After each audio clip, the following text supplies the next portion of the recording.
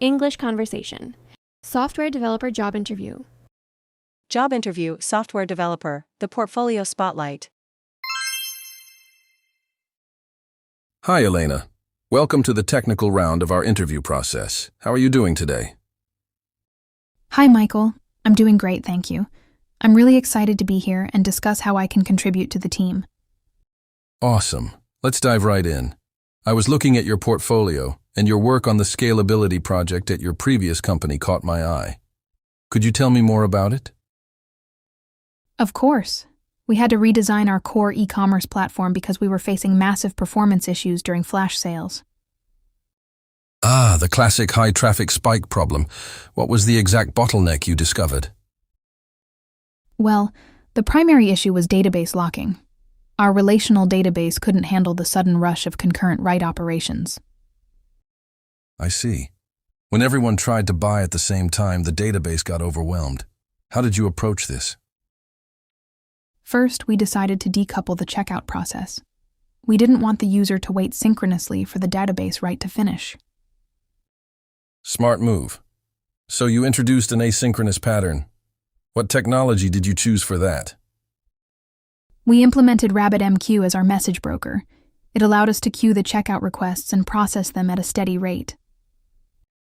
That works well for ingestion. But how did you handle the inventory updates? Users need to know instantly if an item is sold out. That was a major challenge. To solve that, we kept the inventory count in Redis instead of querying the main database. Redis is great for fast in-memory operations. How did you ensure data consistency between Redis and your primary database? We used an eventual consistency model. Redis acted as the source of truth for the active session, and a background worker synchronized it back to PostgreSQL. Interesting. What happened if a network partition occurred and Redis went down? We set up Redis Sentinel for high availability with automatic failover. We also had a fallback mechanism that routed traffic directly to a read replica database if Redis was unresponsive. That shows some solid planning for failure. Now let's talk about API design. How did you structure the endpoints for this service? We designed a RESTful API with strict versioning. For example, we used V1Char checkout to avoid breaking changes for existing client apps. And how did you secure these endpoints against automated bots trying to hoard items? We implemented rate limiting at the API gateway level using the token bucket algorithm. What was the limit you set? We limited it to 60 requests per minute per IP address, which was more than enough for a human user, but blocked most basic script attacks. Excellent. Let's talk about the database again. PostgreSQL is relational. Did you consider a NoSQL database for the product catalog? We actually did. We debated switching to MongoDB for the catalog because product attributes can be very dynamic. What made you stick with a relational database then? ACID compliance was critical for transactions. We realized we could use PostgreSQL's JSON-B data type for dynamic attributes without losing relational integrity. That's a very practical compromise. It saves you from managing two different database technologies if you don't have to. Exactly. We wanted to keep our architecture as simple as possible while still meeting our performance goals. How did you monitor the performance of this system after deployment? We set up Prometheus for metrics collection and Grafana for visualization. We also integrated PagerDuty for real-time alerting. What metrics did you monitor most closely?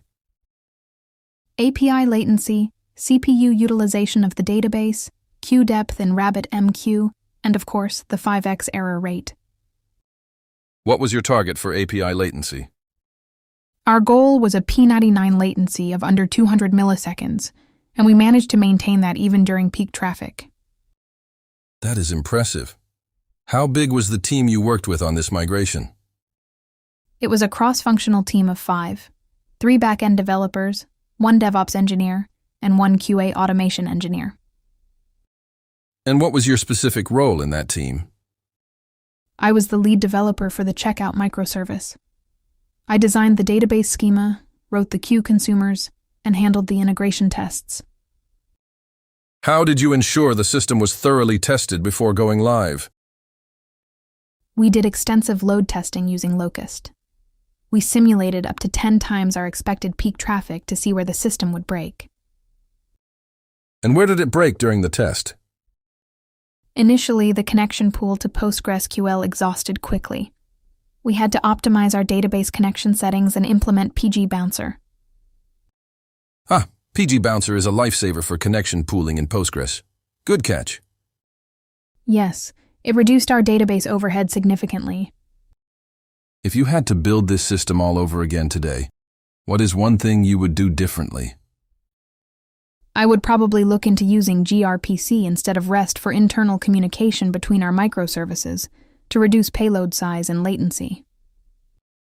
That makes sense, especially for high-frequency internal calls. Well, Elena, I'm highly impressed by your systematic approach to system design. Thank you, Michael. I really enjoy solving those kinds of complex architectural puzzles. It definitely shows. Do you have any questions for me about our tech stack or our engineering culture? Yes, actually. I know your team is migrating to Kubernetes. How are you currently managing configuration and secrets across your environments? That is a very timely question. We are actually in the middle of adopting HashiCorp Vault. It's been an interesting transition. Job interview, software developer, the behavioral curveball. Welcome back for your second round, David. How are you feeling after the system design discussion? Hi, Chloe. I'm doing great. It was actually a lot of fun diving into system architecture with Michael. I'm glad to hear that. In this round, we're going to focus more on your leadership, how you handle pressure, and your approach to workplace conflict. That sounds perfect. I believe those skills are just as critical for a senior developer as writing clean code. I couldn't agree more. Let's start with a classic scenario. Tell me about a time you had a major disagreement with a product manager regarding project scope. That is a situation most developers know all too well. At my previous job, we were working on a critical billing update. What exactly was the source of the disagreement? The product manager wanted to launch 3 new payment methods simultaneously in a single sprint to meet a marketing deadline. That sounds incredibly risky. What was your initial reaction to that timeline? I knew immediately that trying to ship all 3 at once would compromise our testing phase and likely lead to critical transaction errors. So, how did you handle the situation without causing friction with the product team? I didn't just say no. Instead, I gathered the engineering team to map out the technical dependencies and estimated effort for each payment method. Did you present those estimates directly to the PM? Yes, I set up a meeting and presented a compromised roadmap. I suggested launching the primary payment method first as an MVP. And what about the other 2 payment methods? We proposed releasing them sequentially over the following 2 sprints. This ensured we could thoroughly test each integration. How did the product manager respond to that proposal? Initially, they were hesitant because of the marketing campaign, but once I showed them the potential financial risk of a buggy release, they agreed. That's a great example of using data and risk assessment to align stakeholders. What was the ultimate outcome? We launched the first payment method right on time. It was incredibly stable, and we rolled out the rest ahead of schedule because our initial foundation was solid. Excellent. Now, let's pivot to a high-stress situation. Can you describe a time when you experienced a major production outage? Yes, about a year ago, our main user authentication service went completely dark on a Friday afternoon. A Friday afternoon outage is every engineer's worst nightmare. What was your immediate first step? My first step was to establish a dedicated war room channel on Slack to centralize all communication and prevent chaotic messaging. Good. How did you coordinate the troubleshooting process? I assigned clear, non-overlapping roles. One engineer focused on analyzing the latest deployment logs, another monitored database connections, and I handled external stakeholder updates. That's smart. Keeping stakeholders informed prevents them from interrupting the technical team. What caused the outage? We discovered a memory leak caused by a new third-party dependency we had integrated earlier that morning. How did you resolve it in the moment? We immediately rolled back to the previous stable release, which restored service within 15 minutes of identifying the issue.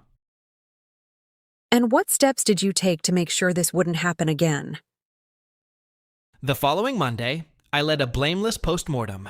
We updated our CI/CD pipeline to run automated canary deployments and memory profile tests before pushing to production. I love that you emphasized a blameless postmortem. Why is that culture important to you? Because if people are afraid of being blamed, they will hide mistakes. A blameless culture encourages transparency and faster incident resolution. Absolutely. Let's talk about team dynamics. Have you ever had to deal with a team member who was underperforming? Yes, I mentored a junior developer whose sprint velocity dropped significantly, and they started missing daily stand-ups. How did you address this without making them feel defensive? I scheduled a private one-on-one coffee chat. I didn't start by criticizing their work. Instead, I asked how they were doing and if they felt supported. What did you discover during that conversation? It turned out they were overwhelmed by the complexity of our legacy codebase and felt too intimidated to ask for help on public channels. That is a very common issue for junior devs. How did you help them overcome that hurdle? We set up daily pair programming sessions for 30 minutes every morning to unblock their complex tasks together. That requires a lot of patience. Did their performance improve? Yes, dramatically. Within a month, they were completing tasks independently, and they eventually became one of our most active contributors. That's incredibly rewarding to hear. It sounds like you take mentorship very seriously. I do. I believe a senior developer's impact is measured by how much they elevate the engineers around them, not just by their individual code output. That is exactly the philosophy we look for in our engineering leaders. Well, David, those were excellent answers. Thank you, Chloe. I really appreciate your thoughtful questions. Of course. Do you have any questions for me about how we handle engineering culture here? Yes, I'm curious. How does your management team support continuous learning and professional development for senior engineers? Job interview, software developer, the live code refactoring. Characters: Marcus, senior staff engineer, observant and inquisitive. He wants to see how the candidate thinks through technical debt. Maya, full stack developer, analytical and vocal. She excels at explaining the why behind her coding decisions. All right, Maya. For this part of the interview, I've shared a link to a code sandbox with you. Do you see it? Yes, I have it open.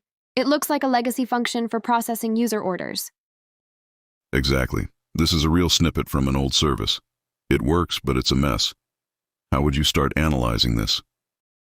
First, I'm looking at the function length. It's about 150 lines long, which is a red flag for a single unit of logic. I agree. It's doing way too much. What else jumps out at you immediately? There are a lot of nested if-else statements. It's a classic arrow code shape, which makes it very hard to follow. How would you address that nesting problem first? I'd use guard clauses. Instead of nesting the entire logic inside a check, I'd return early if the data is invalid. Go ahead and refactor that first part. Talk me through it. Sure, I'm changing if, order, null, dog, to if, order, null, return. This flattens the structure immediately. Much better. Now look at lines 20 through 45. That's the pricing logic. I see it. It's calculating discounts based on user type, item category, and holiday dates all in one place. It's pretty brittle. If we add a new discount type, this function gets even longer. What's your solution?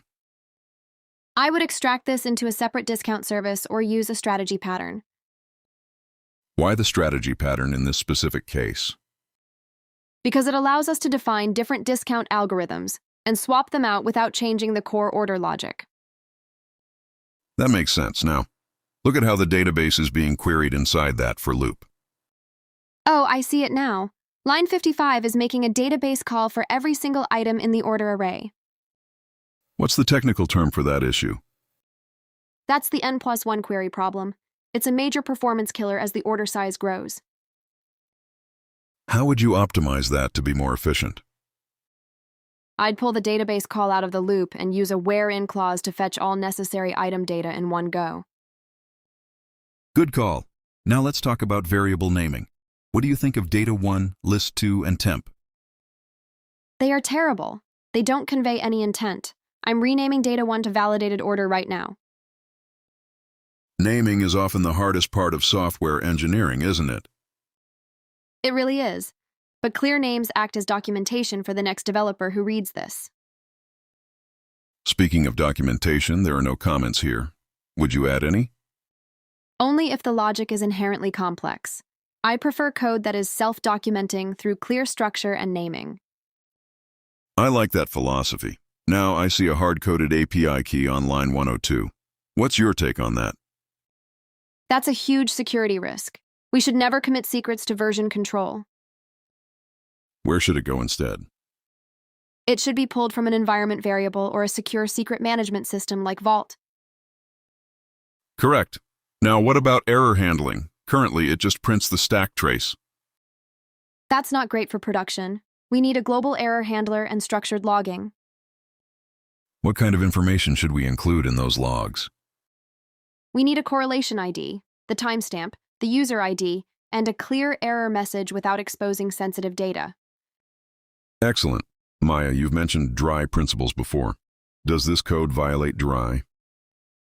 Yes, lines 80 and 120 are almost identical calculations for sales tax. I should move that to a helper utility. Let's talk about testing. If you refactor this, how do you know you haven't broken anything?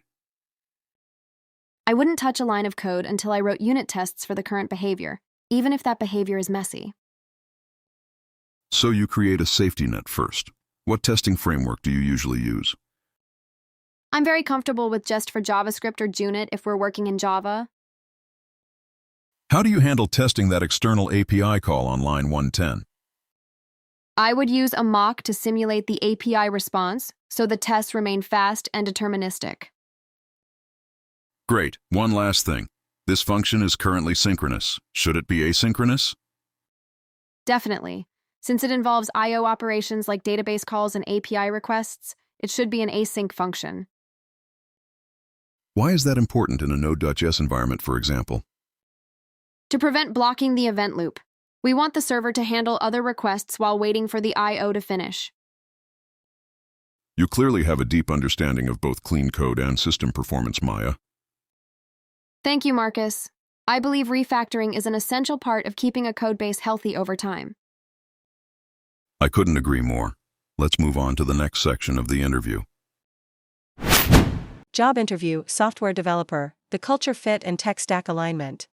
Characters: Harper, VP of People and Culture, focused on communication, values, and cross-team collaboration. Leo, tech lead, focused on the specifics of the front-end stack, performance, and agile processes. Julian, front-end developer, the candidate, technically proficient but emphasizes the importance of user experience and team harmony.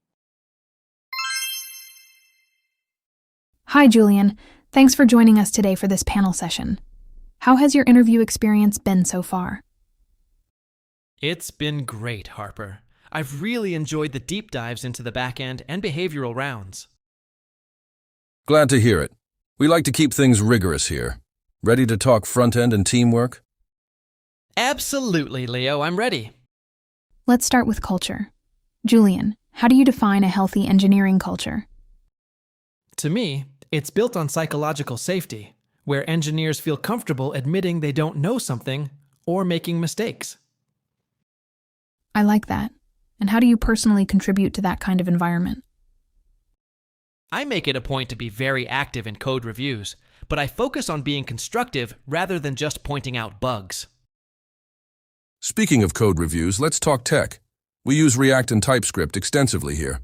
What's your experience with state management? I've used Redux Toolkit in the past, but lately, I've been leaning toward React Query for server state and Context API for global UI state. Why the shift away from Redux for everything? Redux can introduce a lot of boilerplate. React Query handles caching and synchronization so much more elegantly out of the box. Julian, how do you handle it when a designer hands you a mock-up that you know is technically impossible or will cause major performance issues? I never start with no. I usually sit down with the designer and explain the technical constraints in plain language. Can you give an example of a compromise you've made in that situation? Sure. A designer once wanted a complex 3D animation on a landing page that would have killed our mobile load times. What did you suggest instead? We settled on a high-quality Lottie animation that gave a similar visual feel, but at a fraction of the performance cost. That's a good balance. Now, regarding performance, how do you optimize a large-scale React application? I look at code splitting using React.lazy, optimizing images, and being careful with unnecessary re-renders using memo and use callback. How do you decide when to use memo? Some people over-optimize everything. I agree. I only use it for truly expensive calculations or when a referential identity check is causing downstream performance hits. Let's talk about Agile. How do you feel about daily stand-ups and 2-week sprints? I find them essential for staying aligned, as long as the stand-up doesn't turn into a deep dive technical discussion that blocks everyone else. What do you do if you realize mid-sprint that you won't be able to finish your assigned tickets? I raise the flag as early as possible. I don't wait until the last day of the sprint to tell the team I'm stuck. Who do you tell first? I'd mention it in the stand-up, and then sync with the product manager to see if we need to adjust the scope or move a ticket to the next sprint. How do you stay up to date with the fast-moving world of front-end development? I follow several tech blogs, listen to the Syntax podcast, and I usually have a small side project where I experiment with new libraries. What's a new technology you're currently excited about? I've been looking into Next.js server components. The idea of reducing the client-side bundle size is very appealing. If you had a conflict with a fellow developer regarding a technical choice, how would you resolve it? I'd suggest we look at the data. We could run a small POC, a proof of concept, and compare the two approaches based on performance and maintainability.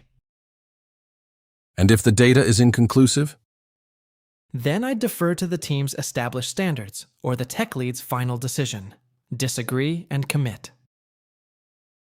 That's a very mature outlook. We value that disagree and commit philosophy here. How do you handle accessibility A11Y in your front-end work? It's not an afterthought for me. I use semantic HTML, ensure proper area labels, and test for keyboard navigation. Why is that important for the business, in your opinion? Beyond it being the right thing to do, it expands our market reach and is often a legal requirement in many regions. What kind of work environment do you thrive in most? Remote, hybrid, or in office? I prefer hybrid. I love the focus time at home, but I think nothing beats in-person whiteboarding for complex features. We are currently hybrid, so that fits perfectly. What's your experience with CSS in JS? I've worked with styled components and Tailwind CSS. Personally, I find Tailwind great for rapid development and keeping the CSS bundle small. Well, Julian, you've answered our questions very thoroughly. You seem to bridge the gap between tech and people quite well. Thank you, Harper. I believe great software is built by great teams, not just great coders. I think we have what we need. Do you have any final questions for us? Yes, I'd love to know what the biggest challenge the front-end team is currently facing is. We're actually in the middle of a massive migration from a monolithic architecture to a micro front-end setup. It's quite a ride. That sounds like a fascinating challenge. I'd love to be a part of it. Job interview, software developer, the reverse interview. Characters: Rachel, engineering manager, transparent, experienced, and appreciative of candidates who think like owners. Alex, back-end developer, proactive and analytical. He is looking for a long-term fit and wants to ensure the engineering standards meet his expectations. Well, Alex, that concludes the technical portion of our session. You've done a great job. Thank you, Rachel. I really enjoyed the challenge. Now, the floor is yours. We have about 15 minutes left. What questions do you have for me? I appreciate that. I'd like to start with the team. How is the engineering team currently structured? We follow the squad model. Each squad is cross-functional, with back-end, front-end, a designer, and a product manager. That sounds very collaborative. How do these squads decide on their technical roadmap? It's a joint effort between the tech lead and the product manager, but we encourage input from every developer. That's good to hear. Regarding the codebase, every company has technical debt. How does your team manage it? Honestly, we have our fair share. We try to allocate about 20% of every sprint specifically for refactoring and maintenance. 20% is a solid commitment. Does that actually happen when a big feature deadline is approaching? I'll be honest, sometimes it gets pushed back, but we make sure to repay that debt in the following sprint. I appreciate the transparency. What does the deployment pipeline look like here? We use a fully automated CI/CD pipeline. Once a PR is merged, it goes through staging and then to production via Canary releases. How long does it typically take for a piece of code to go from merged to live? If the build passes all tests, it usually takes about 20 minutes. That's impressive. What is the biggest technical challenge the backend team is currently facing? We're dealing with some data consistency issues as we migrate from a monolith to microservices. That is a classic migration headache.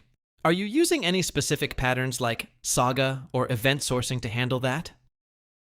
We're currently implementing the Saga pattern for our order processing logic.